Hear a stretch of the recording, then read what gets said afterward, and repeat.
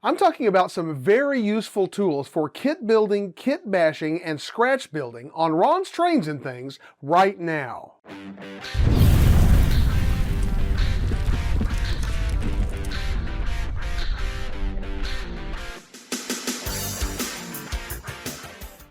Hi, I'm Ron of Ron's Trains and Things, and if you'd like to see more model railroad tips, tools, and techniques, then be sure and subscribe below and click the little bell icon so you can catch future videos. In a recent video, I talked to you about 13 essential tools that every model railroader should have in his toolbox or on his workbench. In that video, I said that while those were what I consider to be the 13 most basic essential tools, that every aspect and every project in model railroading has its own sets of tools that can be very useful and very helpful.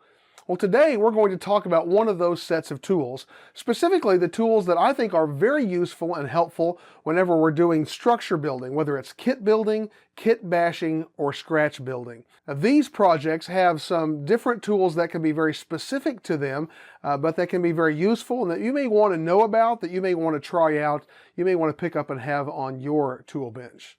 Do you have some other tools that you think are absolutely essential or very useful in structure building? Tell us about them in the comment section. Now let's get over to the workbench and take a look at some essential tools for structure building.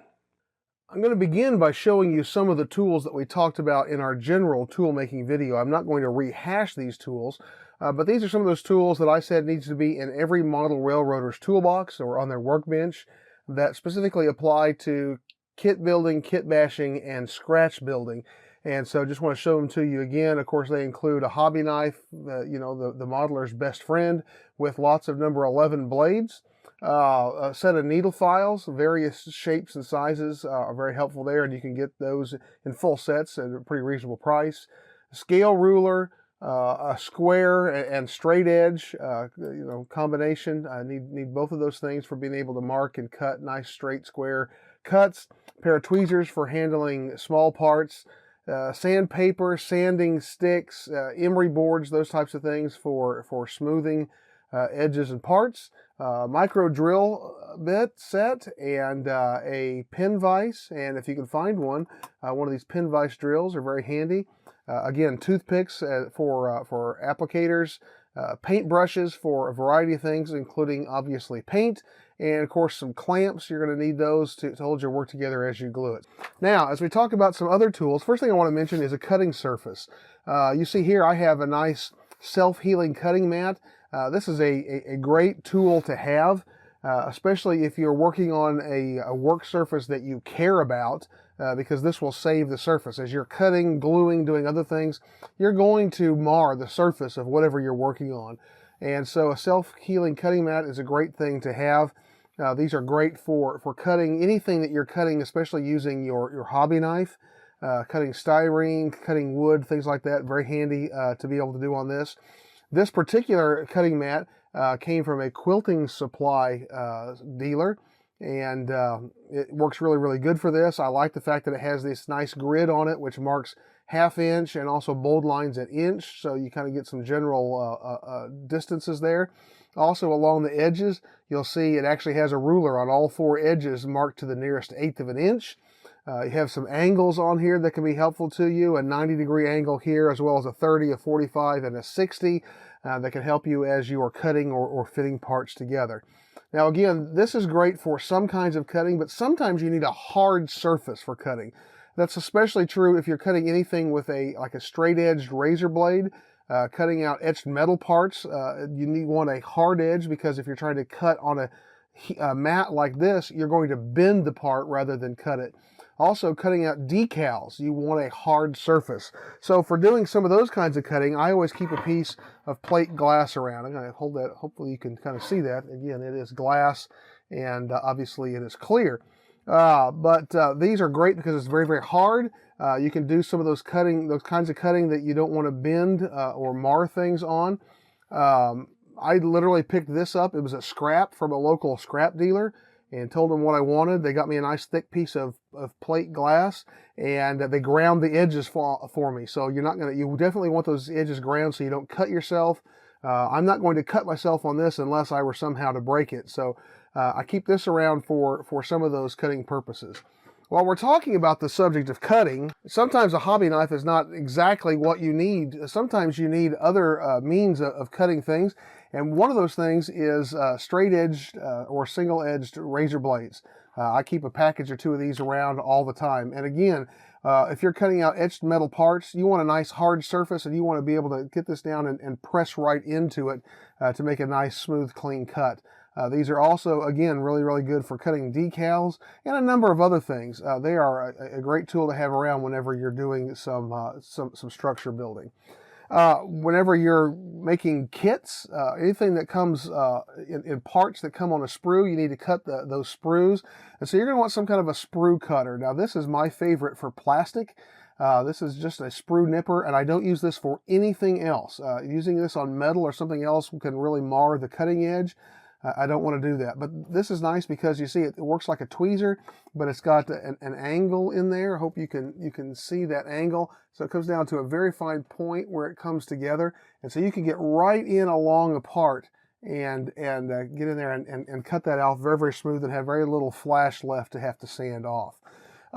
If I'm working with etched metal, I have this pair of etched metal nippers. And I keep these only for cutting etched metal. For cutting the parts out of carrier sheets or doing any kind of trimming or adjusting I need to do, and I don't use these for anything else. So a dedicated pair of shears for etched metal is very handy to have. I talked about paint brushes, but the one thing I didn't talk about specifically is micro brushes. I always keep a lot of micro brushes around, and again, as you see, they come in a variety of sizes. Here you have a regular, a fine, a super fine, and this brush is what they would call an applicator brush. And these are handy for doing fine painting, but they're also handy for applying glue, applying solvents, a variety of things that you can use these for. And most people think these are just immediately disposable, but the fact is, if you use these like for painting, you can go wash these out and reuse them for a while until they start to get hard. Now, when they do start to get hard, doesn't necessarily mean that these are completely ruined. They may still have a purpose, because I keep some of them around in the 3 micro brush sizes, and I take them. You can see this is a micro brush I have twisted the head off of. The brush was messed up, but this is a great applicator for CA or other types of glue. Now, I do that with toothpicks sometimes, but the problem with toothpicks is, like with CA, a toothpick, the wood pulls the moisture out of the toothpick very, very quickly, and the glue doesn't apply as well. So these plastic applicators that don't absorb the moisture work much better. And while we're on the subject of applying glues and adhesives, this is a tool that I found a while back that I think is absolutely invaluable. This is the Flexifile Touch and Flow applicator. And again, I know it's all really very fine, to see on camera, but literally this is a glass tube with a blunt, hollow needle at the end of it, like a hypodermic needle, only it's blunt on the end. And this is great for applying solvent cement, especially in places where you need to put a very fine bead of solvent cement, but you don't want to mar the surface with the solvent. This you literally can stick down into your bottle of solvent cement. You can buy it in a kit that comes with this bottle that you put on the end that helps squeeze and vacuum pulls the solvent cement into the applicator, and then literally you put it down along the edge and just run this needle along the edge where you want to apply the cement, and capillary action will pull the cement right out through that needle and place a very nice, very fine bead of cement exactly where you need it. And it is a great, great tool. It's one of those things that once I got one, I don't know how I ever did any kit building without it. Of course, also talking about cutting, you're going to want a razor file and a miter box. Sometimes you're cutting thicker stock, and cutting it with a hobby knife is just not the reasonable way to go. You want to make a nice clean cut, so you need a good razor saw, and it's not a bad idea to have a couple of these around to use for different applications. Now this is one that actually I have used a little bit on hydrocal rock castings.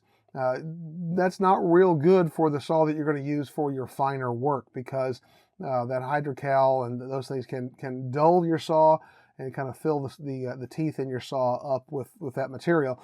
So it's probably a good idea, if you're going to do things like that, maybe to have a couple of them around, one that you use for your finer work and another that you use for your rougher work. But this little miter box, of course, it has some ridges in here to help hold the work in place depending on its size.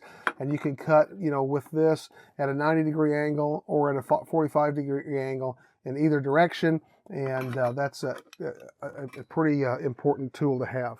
Now, the next couple of things most people might not necessarily think of as tools, but they certainly are for me. One is painter's tape. I keep about 3 rolls of different widths of painter's tape around all the time. Painter's tape works just like a clamp in a lot of ways. You can take a structure or a part of a structure that you're putting together, and you can tape it together to hold it together temporarily while you're working on it or while you're gluing it. You can roll tape, painter's tape, and put it down on your cutting surface and put your work on top of it. It will help hold it in place while you're doing some light work on it. I also use this to hold work onto holding sticks or handles while I am airbrushing and things like that. Always keep some painter's tape around. Another item is waxed paper. I always keep some waxed paper. Again, this just comes from a cheap brand of wax paper. Comes from the dollar store.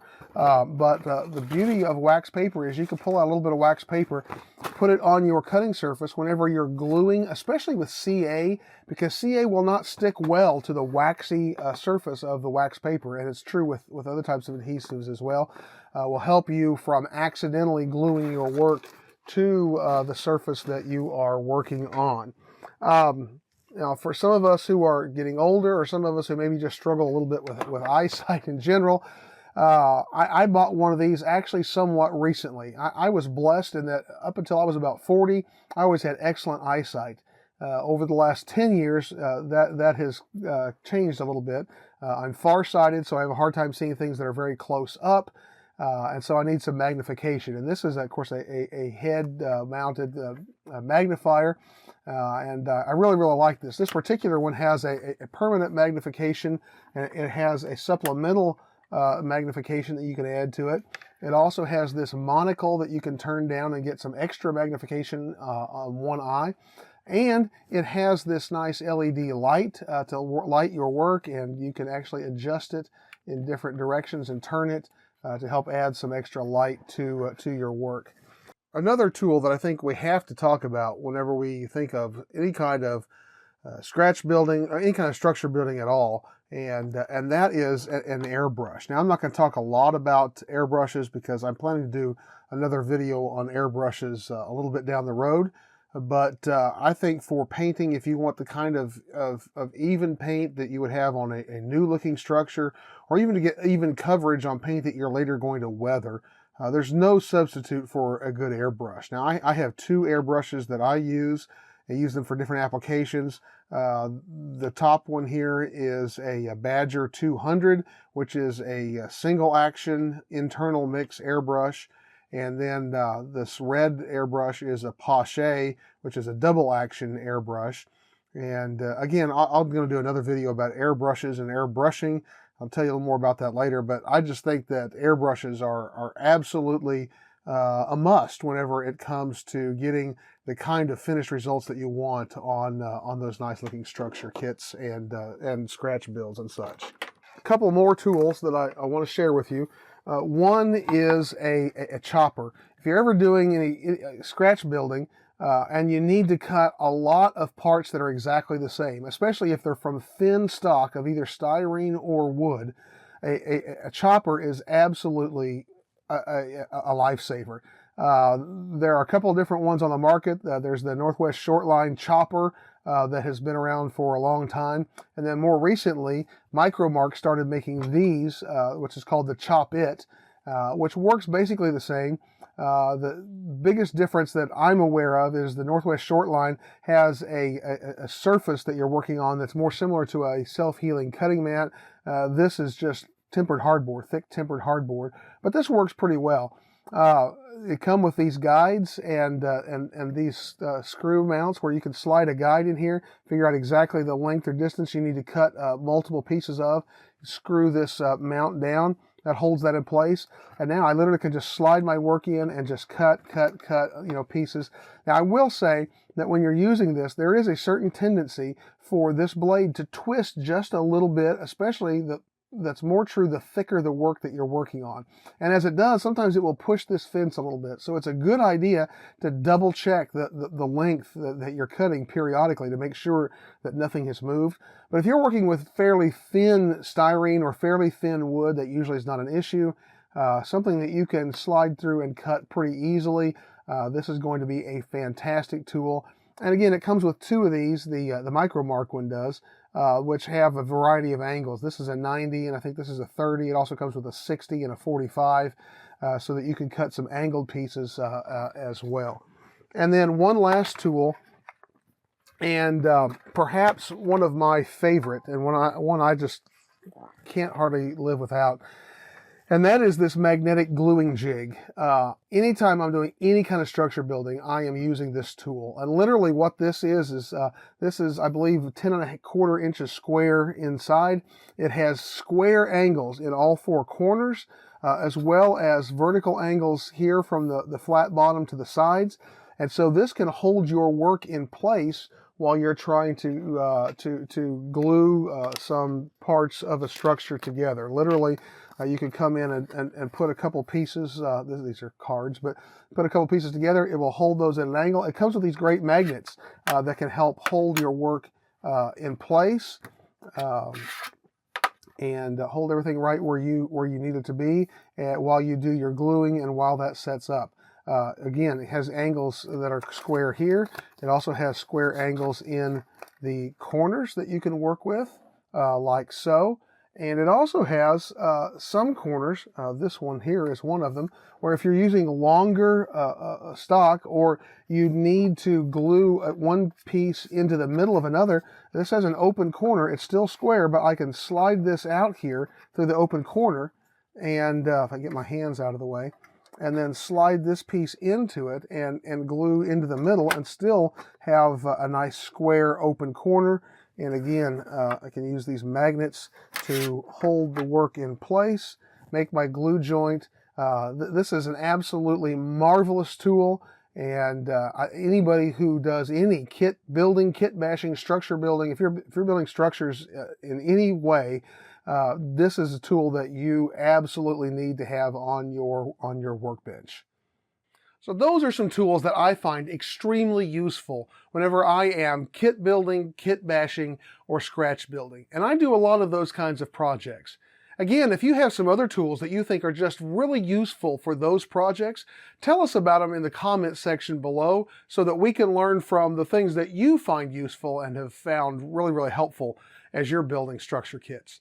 Now, if you're interested in the tools that I've shown you today, most of them can be found on my Amazon page, and you'll find a link to my Amazon page near the top of the description right below this video, so you can go check those out. If you enjoyed this video, here's a link to some more videos that I think you'll find helpful and enjoyable as well. Be sure to check out that description down below where you'll find that link to my Amazon page and my Amazon Pick of the Week, as well as my Patreon page and ways that you can connect with me on social media. Well, hey, I hope you'll join me again next Tuesday as I'll be bringing you another great model railroad segment, and I look forward to seeing you then.